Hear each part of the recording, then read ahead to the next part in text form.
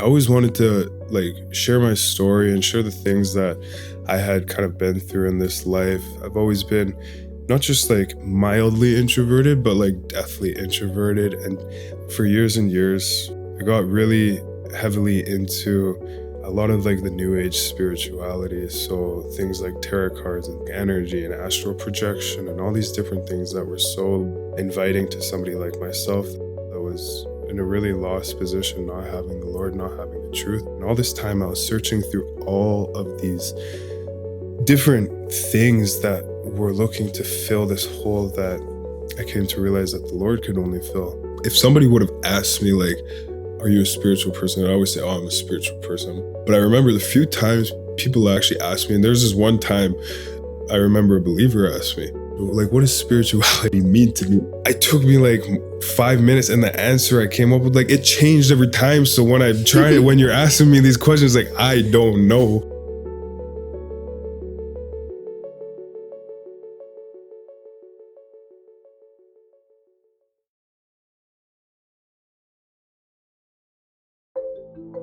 The outward expression of our faith can't happen unless we are internally transformed.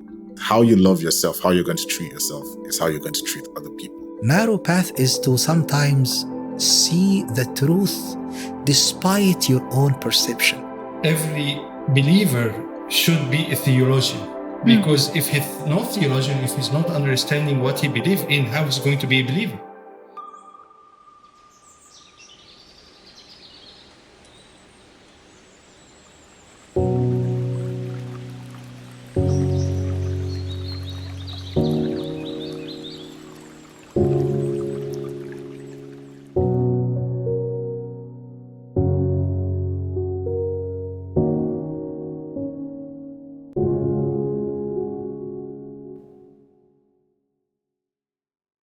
There's a side to this world that we don't always want to talk about. The quiet thoughts, the pull towards darkness, when the truth feels like it's being blurred out and God feels distant or even unwanted.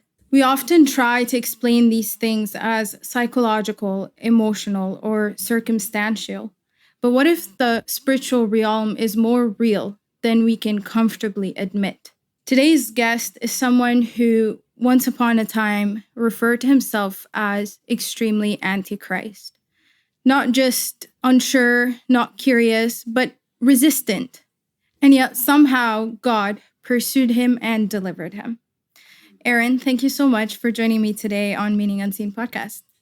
Thank you so much for having me. When we had kind of bumped past at that church there and back at Pastor Jeremy's house, and you were just sharing a little bit about what you were doing here on the podcast and how you're looking to have some sort of platform to be able to reach those people who are lost in this world that is full of darkness. It immediately spoke to me this is something that I would really love to be a part of. So I'm just really, really grateful to be here and to get this going. It's my pleasure. Yeah. You were actually the first guest who approached me saying you wanted to share your testimony.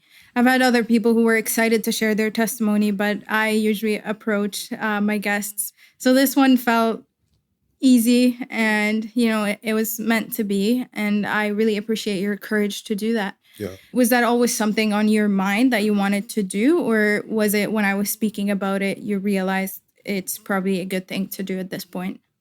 I always wanted to share my story and share the things that I had kind of been through in this life. And I never really had the platform, but more so the confidence in myself to be vulnerable and to share these difficult things that God has delivered me from. And I think it's perfect timing. I've never actually shared my testimony in such a way that will be public like this. I've shared it with the closest and nearest, dearest people in my life. I've always been not just mildly introverted, but deathly introverted and so afraid of the world and afraid to put myself out there. And that is one of the ways that God has worked in my life, is showing me that I am a child of God and I deserve to be loved, and I deserve to feel confident, and I deserve to put myself out into the world. And this is the first time for me that I get to kind of share my testimony in the ways that he's actually saved me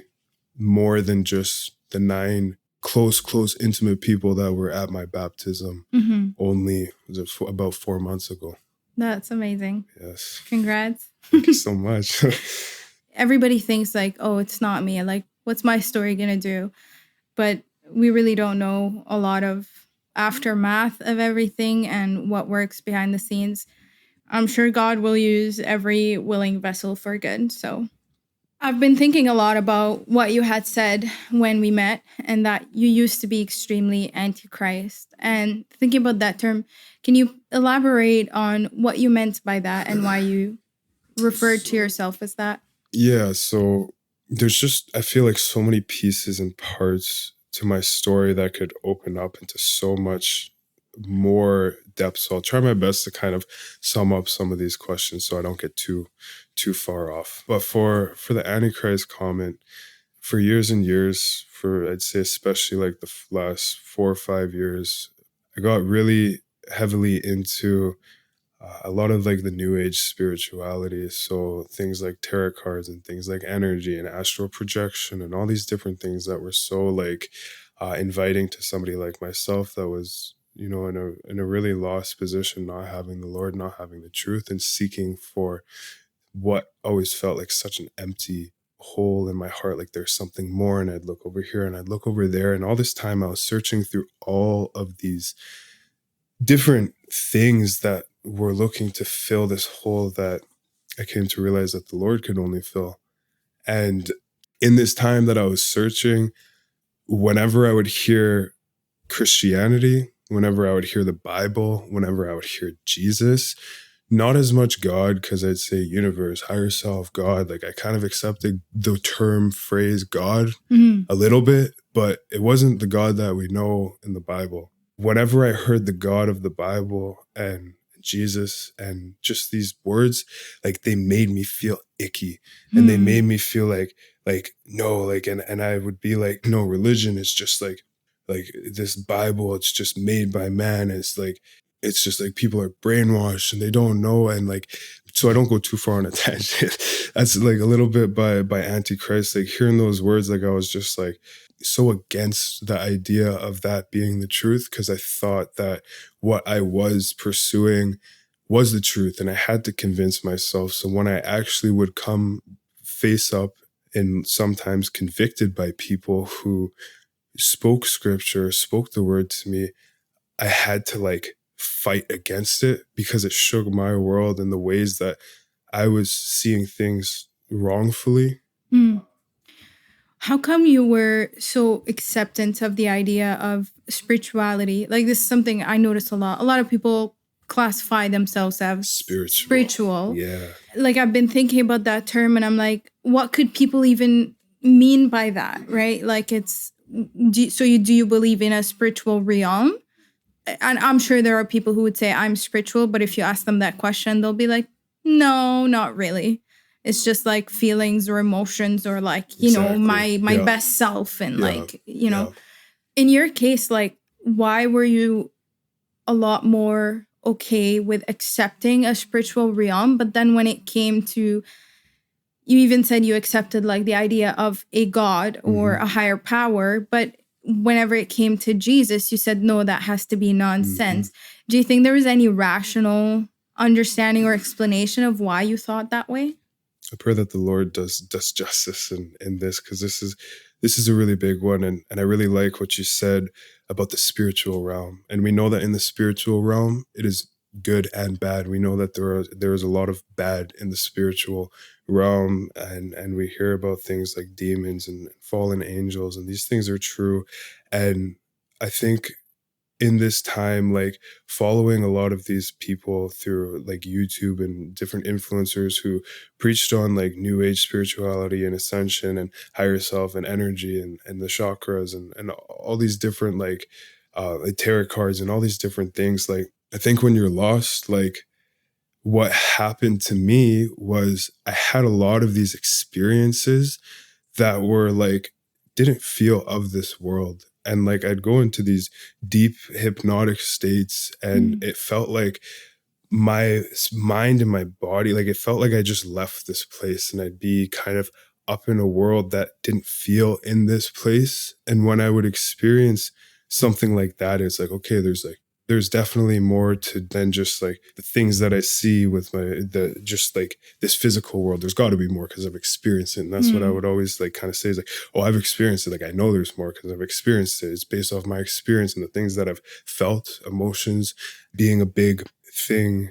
Just like, yeah, I'll leave it at that for now. Like things that like I felt and the experiences that I had kind of that were hard to explain. Was it just a stage of curiosity where you were like, okay, there is something bigger than us? Or were you looking at some specific entity that is bigger than you? Was it even yourself? I think it was a lot of self glorification and glorifying myself.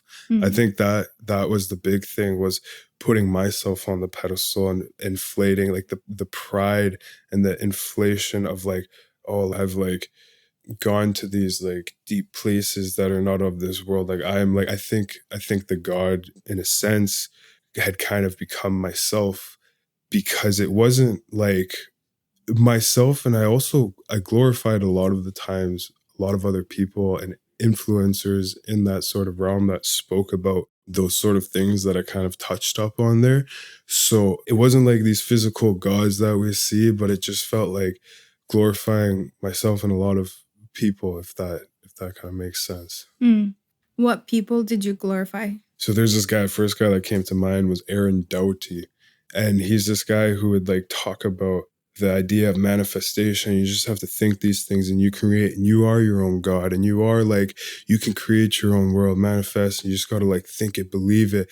And you hear these stories as well as people who kind of like, you know, like demon possessions and things like this, like in the spirit realm, there is a lot of evil, and the enemy uses schemes. And I think that, yeah, I'll leave it there. Okay. Yeah. Can you tell me what your childhood was like? Was the stuff introduced to you at a young age, or did you discover it? Yeah, so it was introduced to me for sure. Like my childhood wasn't normal in a sense that I had two parents around. My parents were very young when myself and my older brother, 15, like 16-year-old parents, teenage parents, not really able to be there. So my grandma stepped in, and my grandma's kind of the hero of the story, because if it wasn't for her, we'd be deep in the foster care system and going through a lot of what my dad went through. And you know, like you look in Winnipeg on these streets, you go downtown and you see these people who are so lost in this world to things like addictions and hard drugs and things of this nature. So I didn't have a normal upbringing. And I think one of the biggest things that I could key into was the isolation that I had. I wasn't around other people. I wasn't socialized. So I was so to myself that I started creating, like, my mind just went like, you know, a big part of my testimony, and this is that vulnerability I was talking about, is like the battles that I've had with my mental health. And I know this is relatable to a lot of people, you know, like through the isolation and the struggles of things like COVID, and before that, the isolation that I had, and just like the struggles with depression and even like psychosis, and these, like the mind getting so lost into really, really dark places. Yeah. Like I personally feel that a lot. Like it's in a way that like really humbles me, because no matter how much you think like you got things together, it's like really quickly you can get into really dark mental spaces. Like the shift happens and it could happen quick. And I feel like God has allowed me to see this a little bit, to be able to look at other people who are struggling in this. Like you can be drowning in so much darkness that like you cannot see the light. That is the most amazing thing about God, is he can take anyone and save anyone. And no matter how consuming the darkness is, he and his light can shine through any darkness. Yeah. And I just, yeah, so I really feel what you're saying. Yeah. Yeah.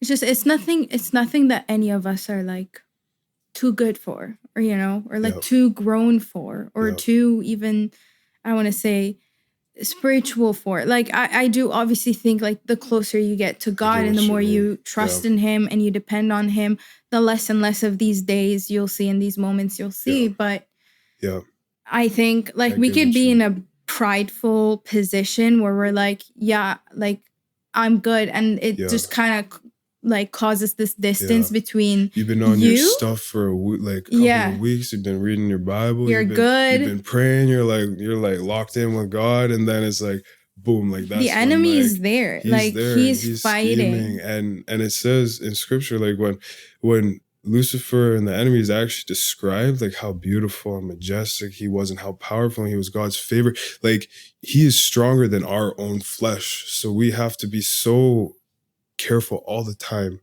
because like you're saying, like he can work his way in and find his way in and catch you the moment if you have the door open. Yeah.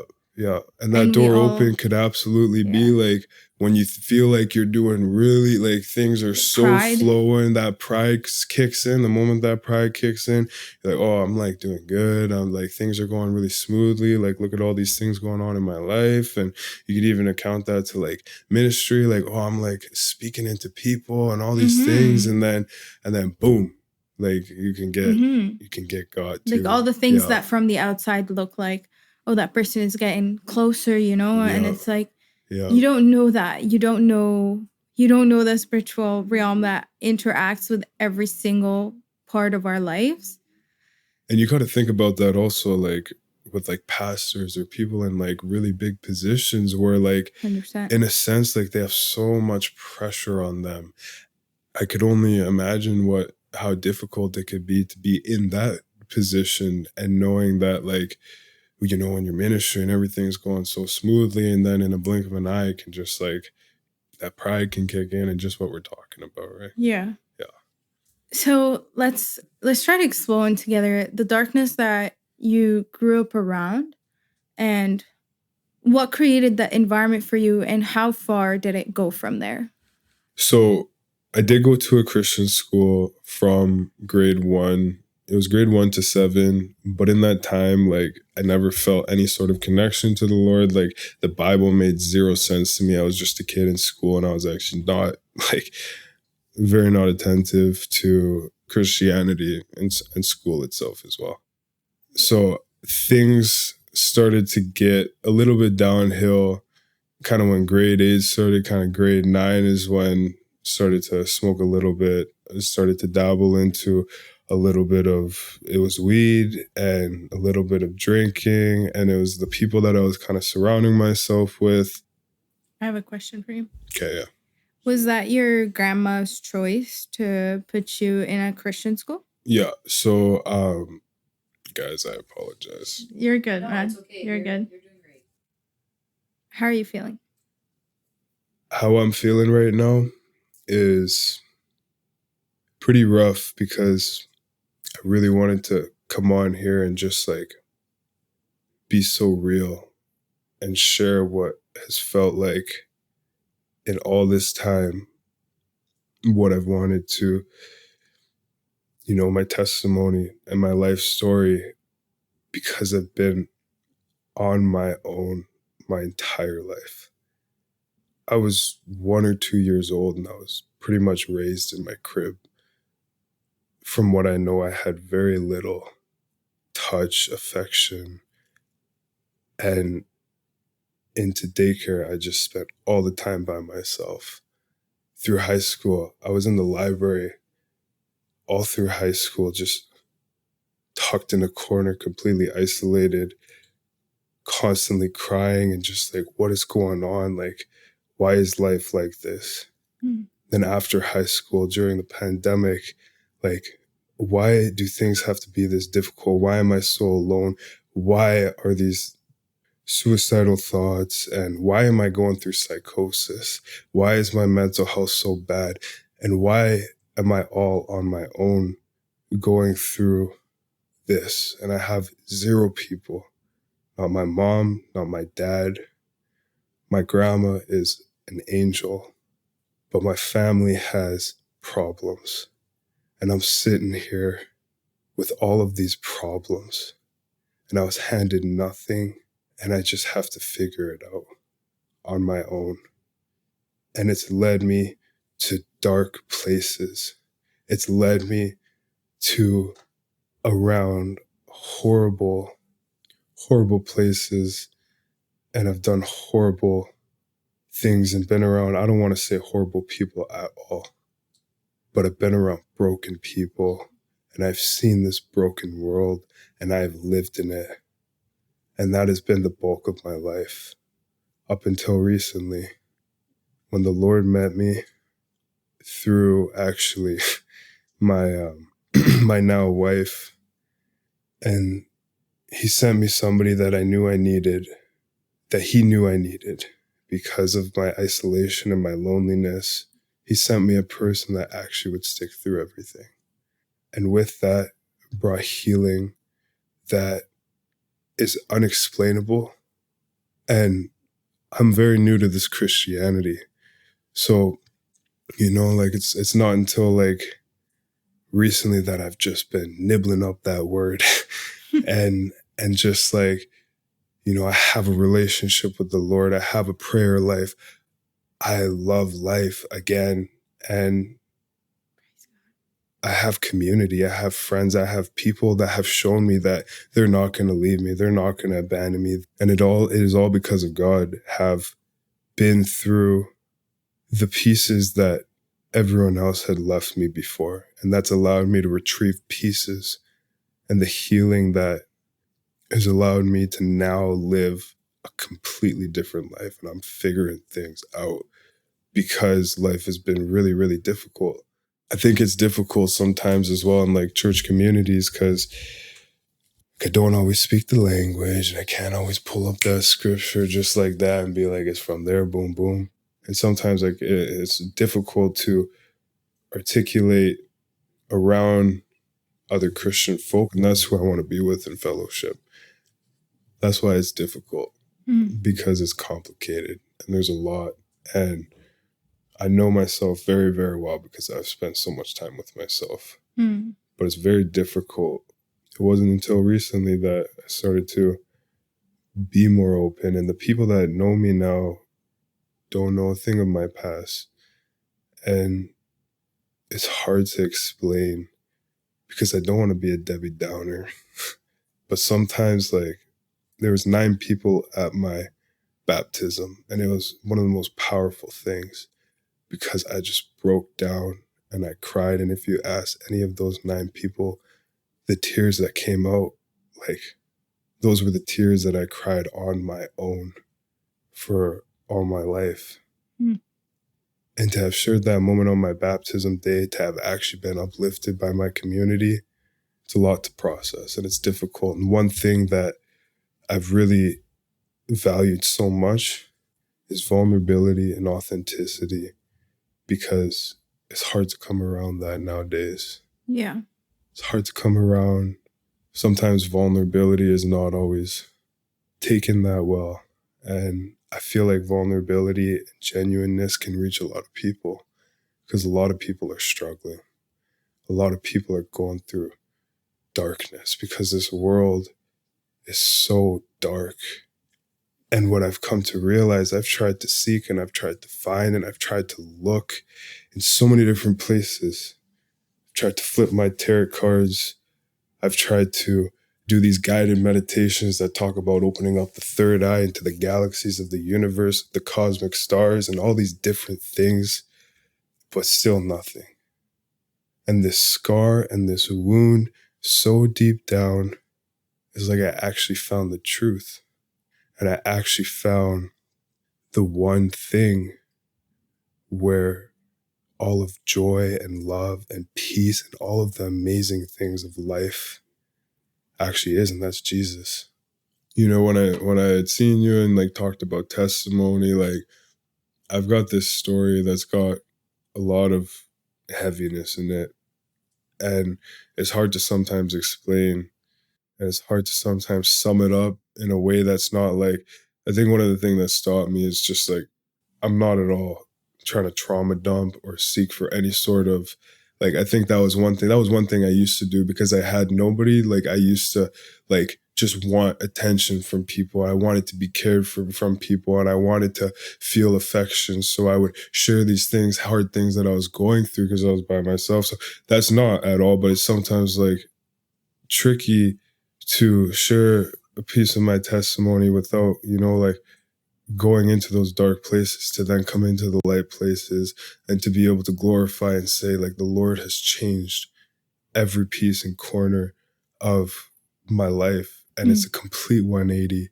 and that dark place doesn't exist anymore. That dark place is like a lot of people struggle with that. We all have like a social media persona, and 100%. we all try to hide so many things. Even if you're not on social media, we're not exactly ourselves with everyone. That's something I feel in my workplaces, and 100%.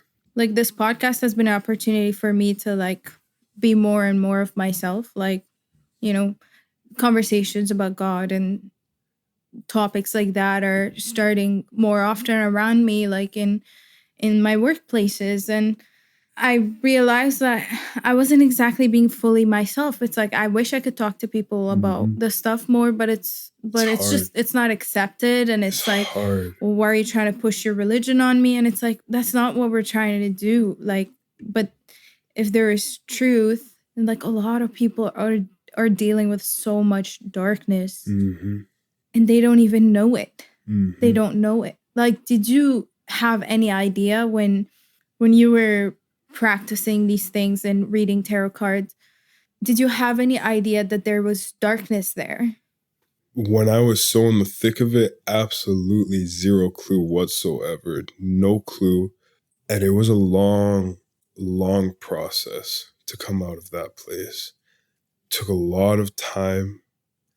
And it took like eventually times where I was like, okay, maybe like it was so hard to face because I had built my foundation of life on it. What was the foundation? That's a hard question.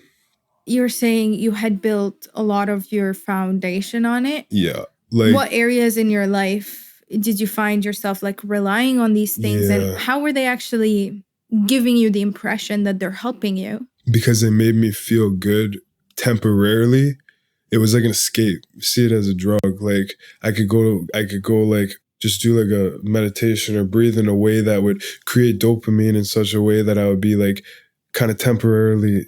And it's tricky because it's like breathing is important, and to be able to breathe and to be able to bring your nervous system down, like those are all really important things. But when your main intention behind like breathing and meditation is to like, it's just like, I still don't know what I was glorifying. And this kind of goes back to the beginning of like that spiritual question of like, still don't understand. Because if somebody would have asked me like, are you a spiritual person? I always say, I'm a spiritual person. I'm a spiritual person. I'm a spiritual person. But I remember the few times people actually asked me, and there's this one time I remember a believer asked me, like, I'm just curious, like, you say you're spiritual, like, what does spirituality mean to me? Oh my goodness. I just asked that to someone like the other day, and I took like 5 minutes. They don't know the answer. No, I took like, because like it meant like whatever it meant at that moment to me. Like I was just creating whatever it was. Exactly.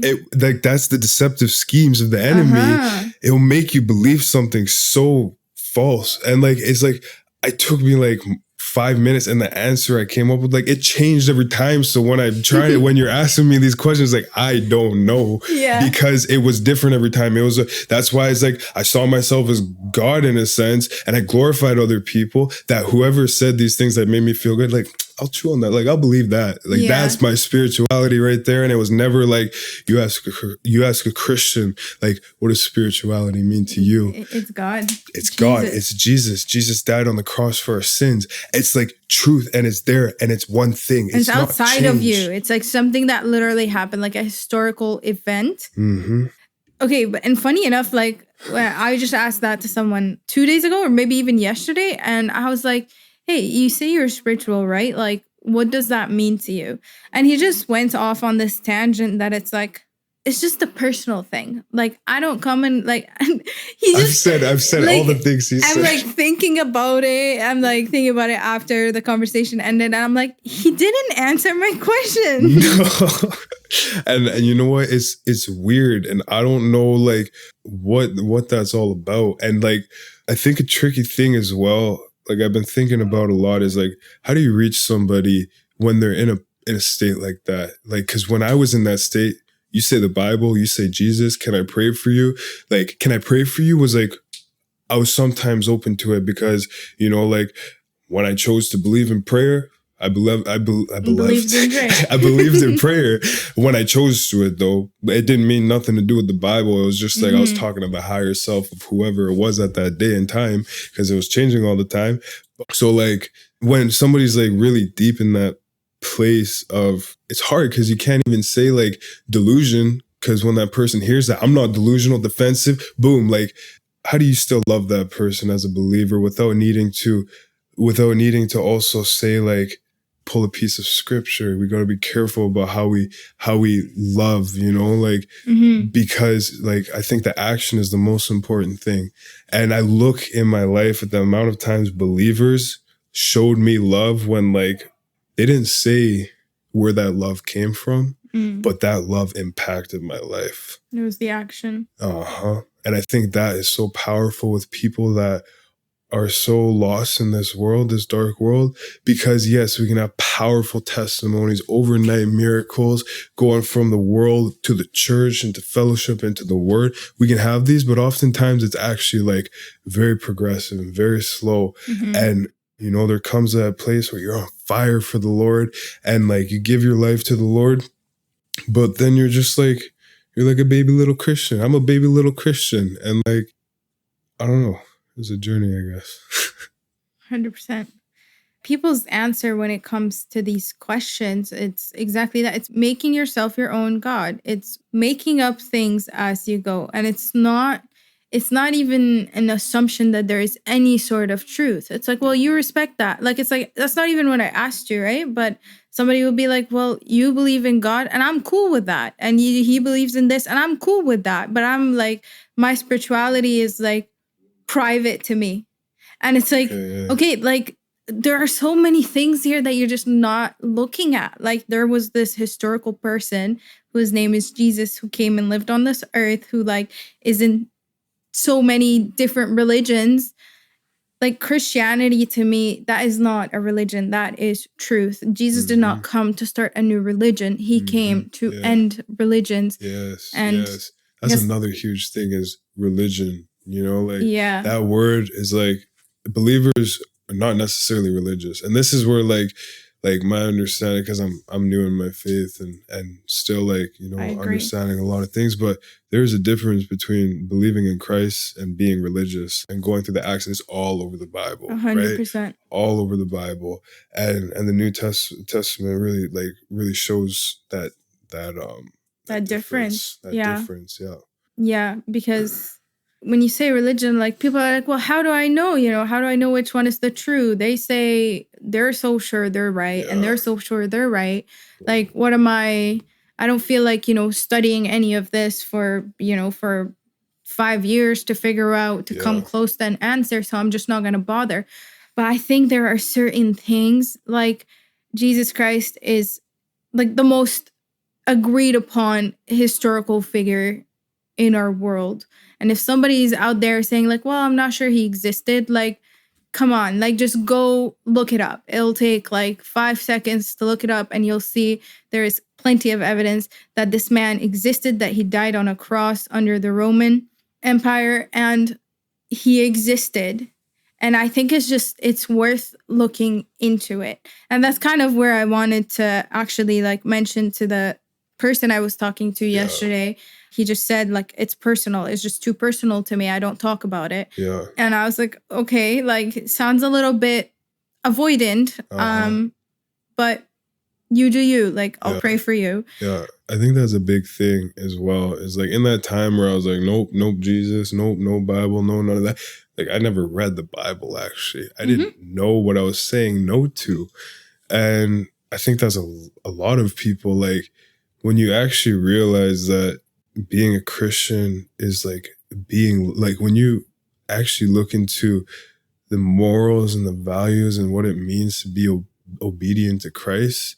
Like a lot of these like new age like talk about like love, it's all about love and this and that, but it's a love that is not like the real like love of It's not real love. Christ. It's not. It's like it's. I don't know what it is. Well, love It's is not temporary, right? Yeah, Like, yeah. what's gonna give you something temporarily and Yeah. call it love? Like something you depend on. So I have a question for you. I don't know if you came across this, but if you had met somebody from a different religion that was not Christianity, were you as repulsed to their beliefs as much as you were to Christianity, or was it specifically about Jesus Christ? It was about Jesus Christ. Mm. It was about Jesus Christ because I had no problem. Like I didn't ever like really like I went into like the astrology stuff and the tarot card stuff and like the Reiki stuff and like the all of like that sort of new age stuff. I never went into like I was like, I'm Buddhist and I didn't even know what that but I was cool with it. I was really into that and that's what I like really dove myself into. And I guess Buddhist is like one of the ones that like kept like I was like, oh yeah, like I'm like I could see myself as Buddhist. The next spiritual I thing, think, right? yeah, it was the next in my world at that time. Like it was like Buddhist was the next spiritual thing, yeah. But there was a specific reaction that you felt within when it came to Jesus Christ. Uh-huh. Yes. And that was a reaction of anger.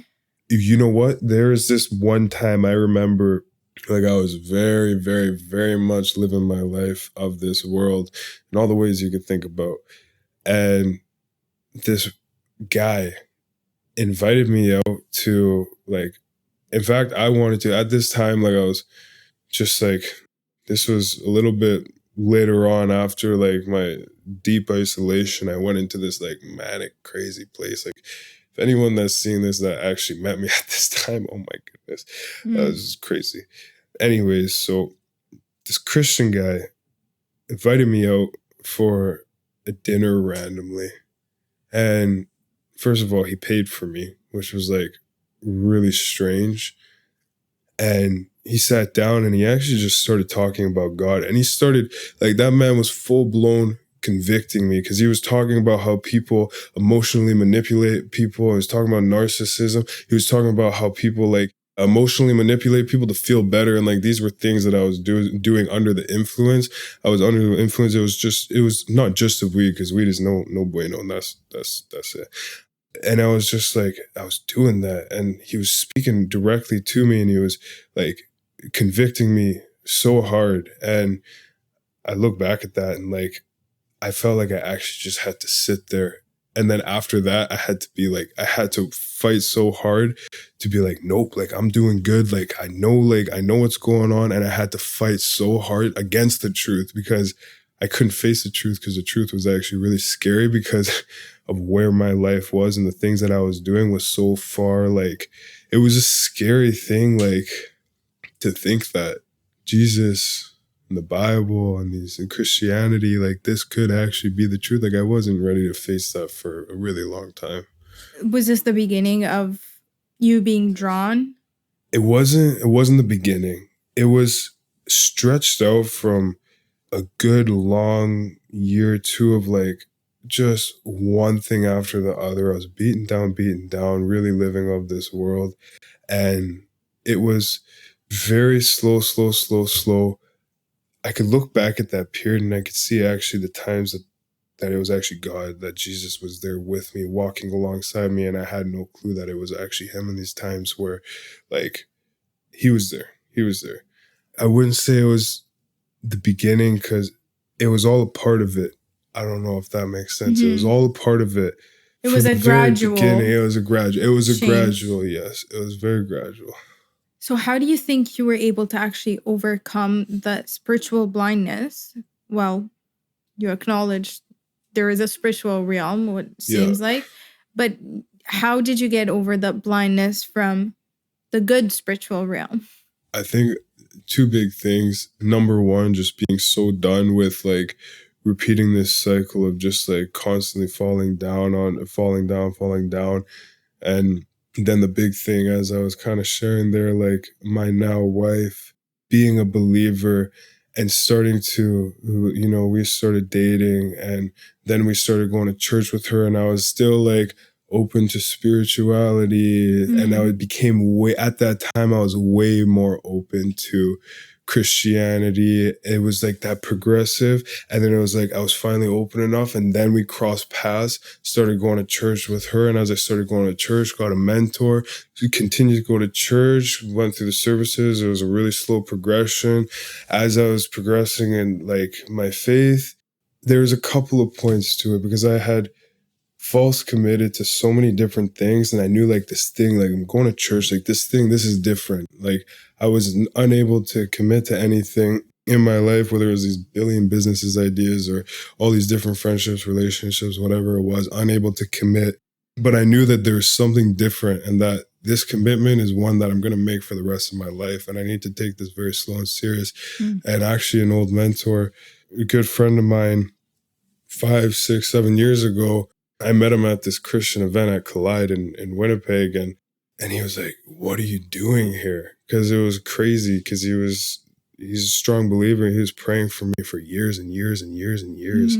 And he actually, I say, that man saved my life in a low that I was ready to end it that very night. And he saved my life.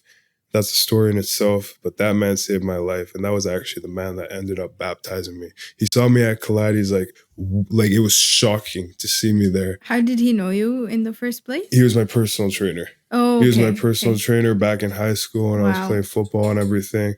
Like he's in ministry. He's out in Calgary. Like I think he's going to school for theology, and he's been doing a lot of things for the Lord for a long time. But I was the first person he ever prayed for, and that prayer is what actually saved my life. Wow. Little did I know, like 7 years down the road, I'd be reconnecting with him, and he's like, "Dude, like we gotta get baptized tomorrow, man." And he was like, "Let's do it." And then he got 3 of his guys, and they like, I'm here, like, let's do it. And they're putting their hands on me. They're praying this powerful prayers. I'm like, oh my goodness, something is different here.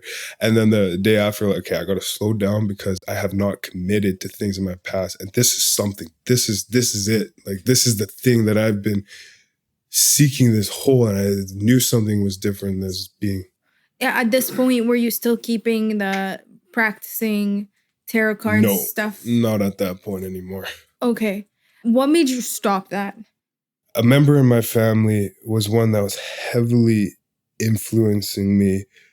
I was very much under the grip of this person who had so much influence and was pouring all of this stuff. It was like this hierarchy. And I saw this person as, oh my goodness, this person has the answers. This person's a goddess. This person has it all. And it was like this grip. But then I started like slowly, like as I was getting a little older, because this person had me at a bit of a younger influential age. As I started to get older, I started to question things, and I was like, something's off. And when I tried to like confront this person, it was like, oh, like some real like characters started to come out. And that's when I was like, oh, there's something off here. And I started to disconnect from this person, and all of that stuff that I was practicing and everything started to dwindle away. And then I was kind of just like there, ready and finally prepared for Christ to come into my life, if that makes sense. Because I was doing, all my focus was in these like false things that were away from him, glorifying all these other things and this person. And by cutting or setting up boundaries and distancing myself, all these other things started dropping. Then I became like just ready. And that's when like everything else started to kind of come into play. What would you say to people who, like, I have a lot of conversations with people who say like, yeah, like witchcraft doesn't exist. Like you just believe everything you see online. And I mean, I'm sitting here in the room with someone who has looked into this world, has practiced things in this world. Stay away from it. Stay away from it. Like, it is real. And like my wife has she's seen spirits and evil ones, and she is also in the beginning kind of like she was able to see these things like over top of me, these black shadows, and like this is real. And we brought this to the church, and right away the elder at the church was like, is there anyone in his life that does witchcraft? Oh yeah. And like, okay, like you got to get that anointing oil out and you got to get that thing away, because like it is so real, and stay away. It is so like fun and exciting, and what the heck, this is crazy. Stay away. Like we're talking about like supernatural things happening. Have you like, seen stuff with your own eyes? Supernatural is hard to explain. Like it is supernatural. You'll see it, and when you see it, you're like, oh my goodness, like this is crazy. Like this is like not of this world, because it's not of this world, because it is the bad, the evil. It is not of this world, and it is the evil that is of this spiritual realms, you know, like. Do these tarot cards and all these different methods, do they actually help you know the future, or do they impose the future that you're thinking of, like you're manifesting your own future type thing? That and like I wish my nearest and dearest brother, my goodness, that man knows scripture, he knows the Bible, and he helps me out so much. But he talks about how demons, and it's all scripture based, and I can't pull the scripture, but I'll try my best here. He talks about how demons and angels, like they also have the ability, like psychic readers, to see things as well, and can like actually manipulate. This is where like I feel so unqualified in a sense to like, because I don't want to be like improperly like. That's okay. But if you want to talk about anything you've seen personally or like experienced personally, I know you've said you were able to sort of like reach different worlds, or I'll explain. This was one that like it's hard to explain of my own, but I'll share one that I was talking with a good friend literally the other night, and she was talking about when she was 8 years old, she would get so excited to go to bed, because she would go run to bed and she would go lie in bed, and then she'd lie there, and then she would like start to see herself come out of her body, and then she'd start to look around. Her eyes are closed, start looking around her room, and she'd start moving around her room, and she's lying down in her bed sleeping. She'd start moving around the house, and then she'd come back. She'd come back into her body, and then she was again so excited to go back and do it again the next night. And then she started getting a little bit braver and started roaming around the town, like doing like stuff like this. Now, I've never experienced to that degree. But you know this person.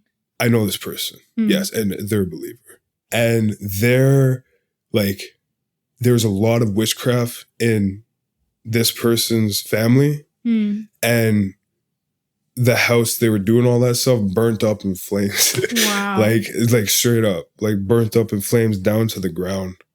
Did someone do it? I don't know the whole story, but I know it burnt up in flames.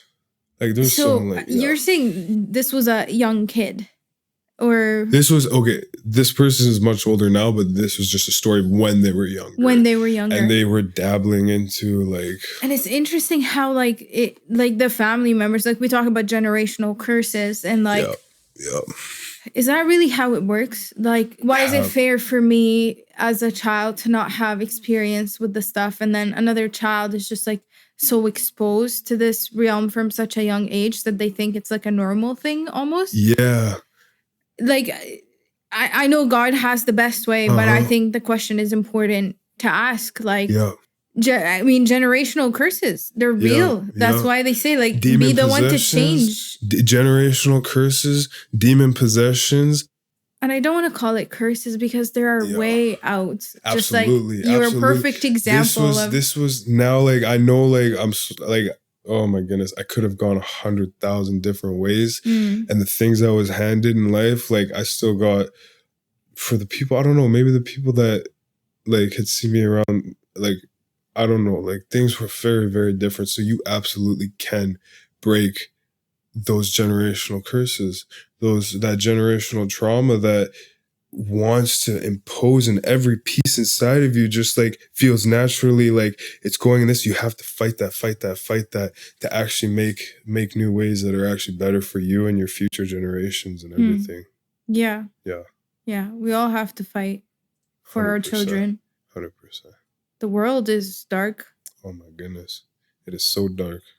It's so much darker than I thought. Like, the more I like look into the stuff, the more I realize like this is real. Like when I'm it's like real. Like, you know, life is not that bad yet for Jesus to come back. And then I'm sitting here like, okay, like I'm new to the Bible. I'm starting to dabble into Revelations a bit. I'm looking at the world. I'm like, okay, like, yes, I've heard people talk about end times. And I've heard that, like, I've heard people say that people have been saying, oh, it's now, generations and generations and generations. Every time, but like, when I look at the world, I'm like, I'm the same person as that person 100 years ago. Like, I'm like, okay, like end times, it looks like it could be in this generation. That's why we have to be so serious. Like, I know. We can't be messing around. We can't be playing games. We have to live our life for Christ, because like the way the world is going, like that's why we need to speak into these things. That's why we need to actually be like spreading the word and spreading the gospel and actually spreading the truth, no matter how uncomfortable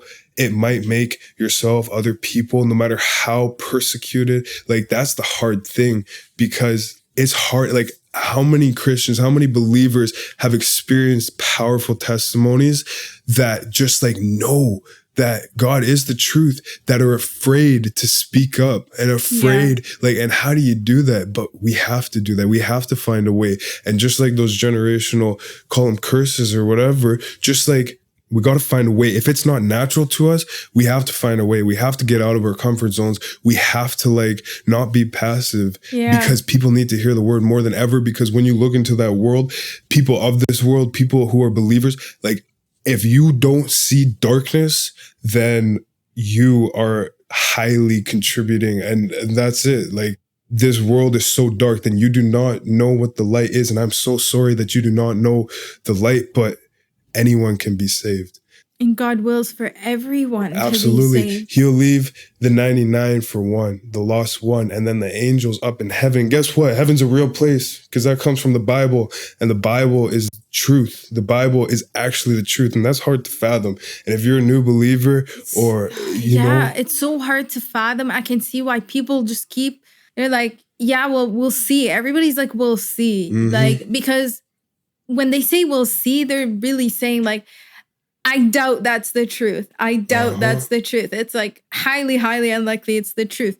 It's the truth, guys. It's the truth. Of people 100%. Experience things that cannot be explained. 100%. So like, at least let's listen to the people who have seen that opposite dark world and learn from their experiences. Like you have out there Hollywood, like all of them saying they sold their soul to the devil, and people are like, yeah, like you just believed it because they said it as a joke in some interview. Like it's not a joke. Listen to the rest of their stories. Look at how things are changing. Look at the technology. The technology coming into our world. The technology is insane. Look at the last, like actually like take a moment to be a little bit in your critical thinking right now. This is something we used to do 5 years ago before AI started before ChatGPT actually started to take away our ability to think for ourselves. Like try and just work that ability a little bit and look back at the pandemic. That was only 5 years ago. Look at how much the world has changed. Now go back to the early 2000s. That was only 20 years.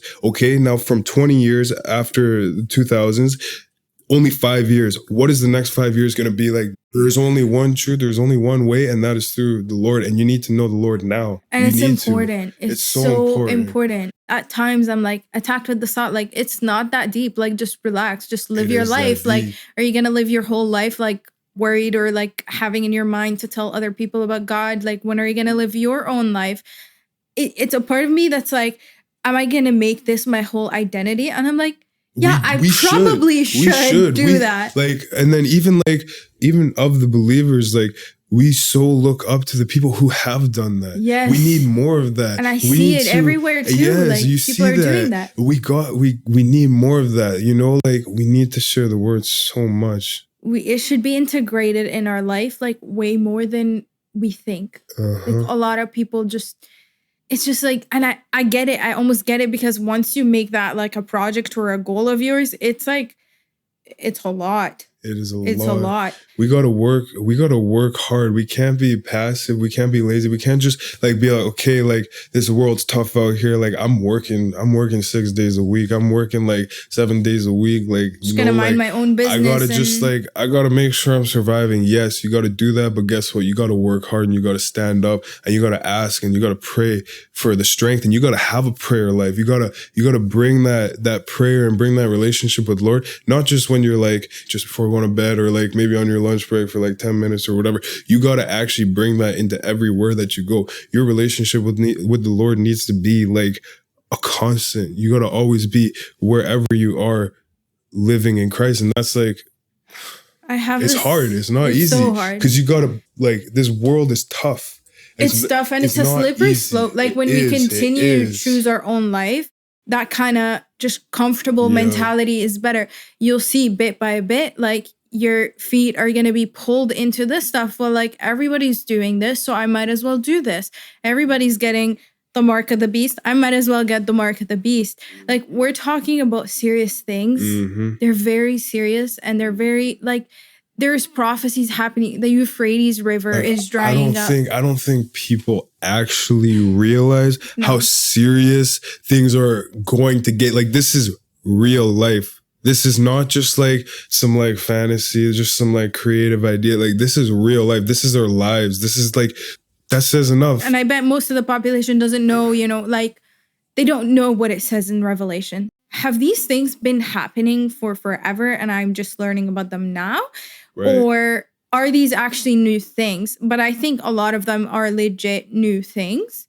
And like the world is going to a very different era than we've ever known. Like you said, since COVID, like just with something as small as ChatGPT, like and how much that influenced our society. Yeah. Like including myself, like big time, Yeah. It has had so much influence. Imagine that in like now bodies, and it's just dangerous territory. And I have this vision in my mind of a lot of people that I know in my life that cannot fathom. They're stuck in this. I think most of them, they genuinely don't care. Like they're like, because we try to have a rational conversation and it gets to a point of a wall, because it just goes like, well, yeah, like if you choose to believe in that, it's good. They don't care to find the truth. They don't care. They're not convinced there is a truth, maybe. But I don't know how you can stay intellectually honest if you continue with that mindset. But they just fight it so much. And then they get to a point, it's like, well, if you believe, like I was telling someone, like there are really smart people who are struggling and wrestling with this question, and they're spending their whole life and they're like full on atheists. Like, wouldn't you be curious to like look into their work, And he's not interested. He's like, well, like if this is where his path like has taken him, like good for him. But like for me, it's not. It's just so cold towards God. It's like, I don't want you. Like, this is the definition of I'm rejecting you. And I'm praying for these people. I pray that God would reach them somehow, but I honestly don't know how. Oh, yeah. Like, I pray and that. It's not, he can do anything though. He can do anything. Absolutely. Right? And circling back a little bit. Yeah. I love everything you just said, but one of the things, I don't want to lose my train of thought. Yeah. When you were saying, like, most people don't know what's in Revelations, right? And like, that is a true statement. And if that's you that doesn't know what is in Revelations, and like when you think of the Bible, or if you've ever opened the Bible, you've never read it, guess what? I know exactly what that's like, to open the Bible and be like, what the heck is all this? When you've never opened the Bible, it takes time, and just give yourself that time. In the beginning, like, you'll be confused because you don't know what's in the Bible. But the more you read it, like people would say this to me when I was just confused. I was opening the word. I'm like told to get in my word. I'm like, okay, like what's going on with this thing? And I kind of flipped through a little bit. It was at this camp actually with Bethel young adults, Set of Fire. Yeah. That my now closest brother was like, you need to know the word. You need to read the Bible. And we had this on fire conversation. He's praying in tongues. I'm like, oh my goodness, the Holy Spirit's there. And I'm like, okay, I got to get into the word. And then I just started reading the word, and it didn't make sense. But then it started to click, and now, like, I still don't know. Like, the word is so deep, but really it is deep. It is so deep. But when you first open it up, you do not realize how deep it is. But just keep on going, keep on reading it, keep on looking into it, and the gaps will fill. Be around people who know the word as well. Like, these are things that are so important. If you like are open to Christianity, open to like God being the truth in Jesus, like, you have to take actions. You have to be around folks. You have to go to church. You have to open the Bible. You have to open the word. And guess what? You're not going to be judged at church, because people at church want you to be there. No matter how little of the word, no matter how, like, when you pray, it's just like, you know, like, you don't know the words, and you're hearing someone pray in tongues, or you're hearing someone pray like these like big, majestical, fancy words. Like you got to start somewhere, and it will come. It will, absolutely. So we're going to take it back a little bit. What was really the turning point for you moving away from these things and towards Christ? There wasn't really one specific night, moment, turning point, although as I became more serious and committed, as I slowly made this firm commitment that I now have, I've devoted my life to Christ. I will live until my very last days for him. And until that, like, it was a lot of moments where like, for example, the traumas I was talking about with like being so isolated and lonely, he blessed me with a community that all of those like people in my past that came and go and left these wounds and touched on these wounds, like, he provided the things that brought the healing to have another go at life, if that makes sense. Mm-hmm. Community being a big thing, like going through these challenges that I wasn't able to get through before, and like filling these voids. It was a process of healing different parts that I was so stuck up on. And like I said, like, I didn't want to, like, the reason I didn't get baptized immediately right away the day I was like, we got to get baptized. The reason I didn't is because I knew that in my past, there's so many things. I had commitment issues to so many things that I knew that, okay, there's something different here. And I let him do his work nice and slowly. And the amount of times that he showed up that I thought, okay, like this isn't real. This actually isn't, like, all the doubts that I had. He worked with those to finally get me to a place where I'm at today, where it's like, he is the way, he is the truth, he's the light. And I'm living my life for him. So it wasn't like, it was like a turning point was like a slow kind of methodical transition where there was a lot of like turning points and a big turning point, if that makes sense. It makes sense. What would you say misconceptions you had or lies that were being said about yourself and about God? And about the witchcraft? So misconceptions, lies about God, I think, like, in that slow turning point, this might not fully answer, but it's what's coming up, is like, for example, when I was always a people pleaser, I always had to perform. And that's why my friendships were so cut short, because there comes a point where all the things start coming out. And then what I would do is I kind of pull away, run away, or people would run away, one or the other. And he started putting people in my life that when these, like, for long enough, that when these things were coming again, I was like, oh no, like, it's going to happen again. And these were the doubts, these were the fears, it's going to happen again. And like, it didn't happen again. And it was like, oh, it didn't happen. Oh, praise God. And like, so full of life. And then it happened again. And it was like, and then it happened less and less and less. And like, that was the healing, right? Like hitting those wounds just to cradle me. And that inner child that was so wounded in those times, like a little baby, and be like, it's okay. It's okay. And I was like, oh, it is okay, until I started to realize it is okay. And he did that for a lot of things. Like, I think a big part of my testimony is like the isolation and the loneliness and the mental health and the struggles with depression, psychosis, and borderline personality and bipolar and the anxiety. The list just goes on and on. I was at this point where I'm like, which like mental health issues am I starting to not check off? Like, I think it would be a little bit quicker to just like write down a list of things that I'm not showing symptoms for. And like he healed those too by like showing me that when things would get tough, instead of like before hitting down and going into a rock, another huge rock bottom, he'd actually like, again, heal me in those times where like, instead of going down, he lifted me back up. But I had to trust someone, and it built faith in it.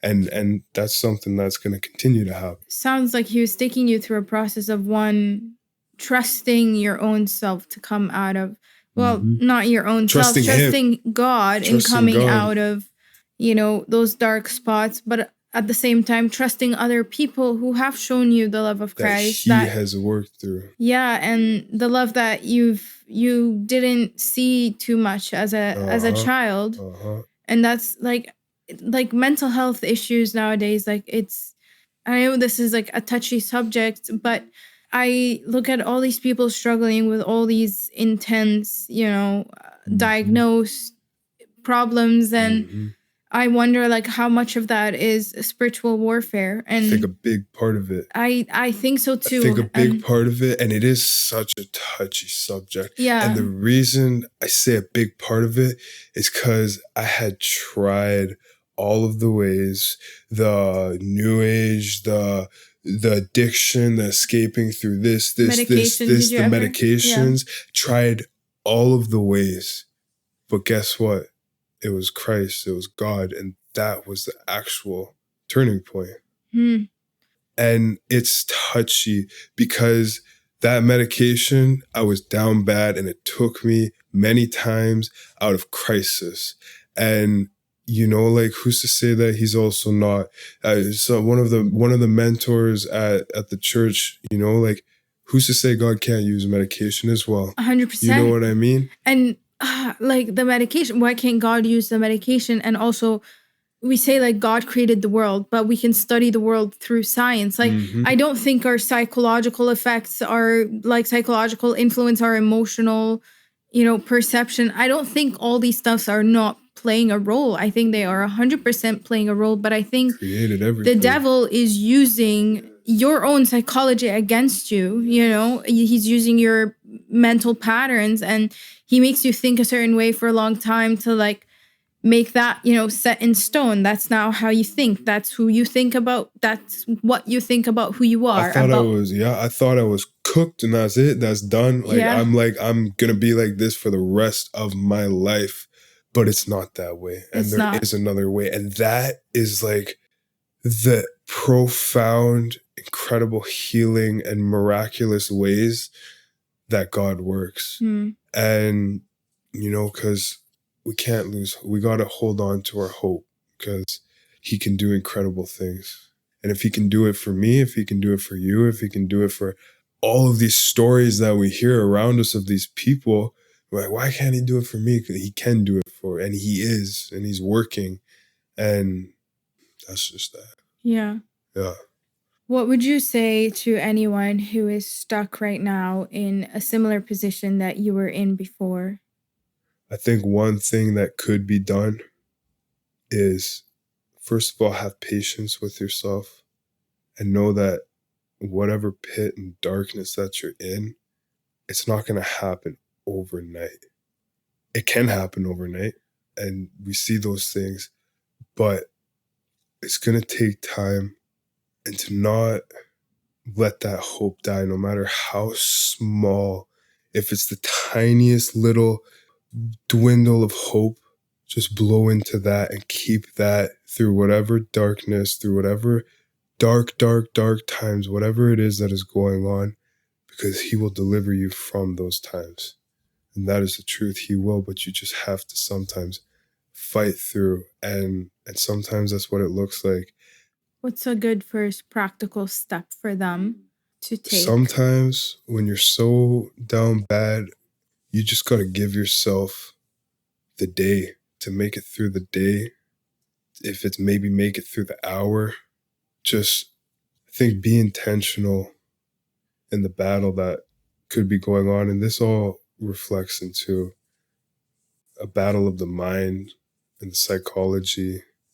I think that's something for like real low rock bottom. Like, can't just like breathe enough to bring yourself like finally like, or like start working on rewiring the brain and the thought patterns and these negative thoughts and this anxiety and these cycles that keep like, if you're right down at the bottom, that can be overwhelming to think like, I got to do that. Right.